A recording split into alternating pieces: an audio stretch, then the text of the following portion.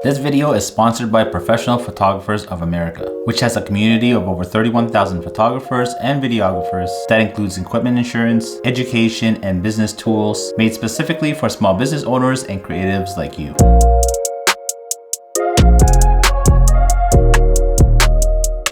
Super easy photo tutorial for you guys today. In this episode, I'll show you guys how you can easily shoot panoramic photos using any type of camera you have and quickly edit them in Lightroom. If you guys like this type of content, make sure to like, subscribe, and hit the bell notification button so that whenever I post a new video like this one here, you guys will be notified.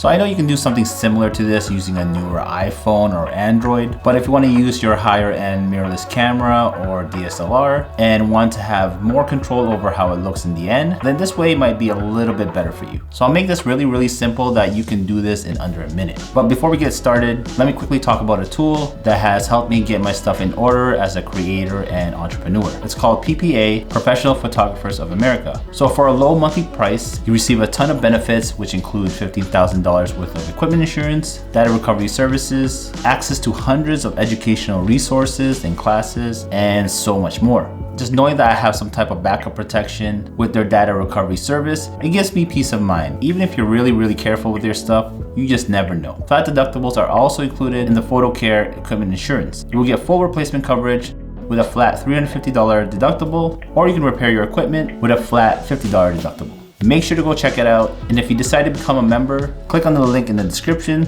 so that you get $25 off your membership.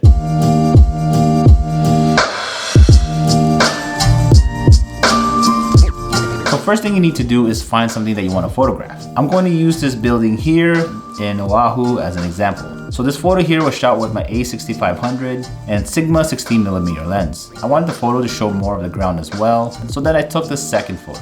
Not great at all, composition was way off as well. So what I did next was take a third photo, knowing that I was going to merge them and post afterwards to create a better looking photo. So altogether I took this photo, this one, and this one. 3 in total, going from top to bottom. I was able to quickly merge them all together in Lightroom to make it look like this, with some color correction and grading as well. Now I'm going to show you guys how to easily do it in Lightroom. Okay, so you're going to open up Lightroom. I use Lightroom Classic as I like the older look, and I'm really used to this one. Now click on File, then Import Photos and Video. Then you can look for files you want to use, or you can just drag them in this box here.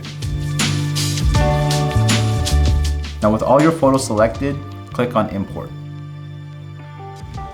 You should see all 3 of the photos in the library here. Now highlight all 3 by holding Command and clicking on the photos.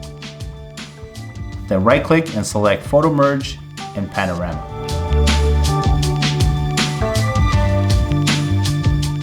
Now you're going to see 3 different projection modes. I'll put a link to a video to better explain this, but basically from what I learned, spherical mode works best with wide and 360 panorama. Cylindrical mode looks like it's inside a cylinder and works well with really wide panoramas. And perspective mode usually works really well with architectural panoramas, but choose the one that looks the best for you. I'm going to choose this one here as it looks the best. I'm going to play around with the boundary warp slider, which is one of my favorite features as it gets rid of the unwanted white borders and tries to preserve the quality of your image at the same time. It doesn't always work, but it's worked for me most of the time. Now I will click on Merge and wait for it to create the panorama. This is how it'll look after. If you click on Develop, you're able to readjust the crop and framing and play around with the colors to make it pop out even more.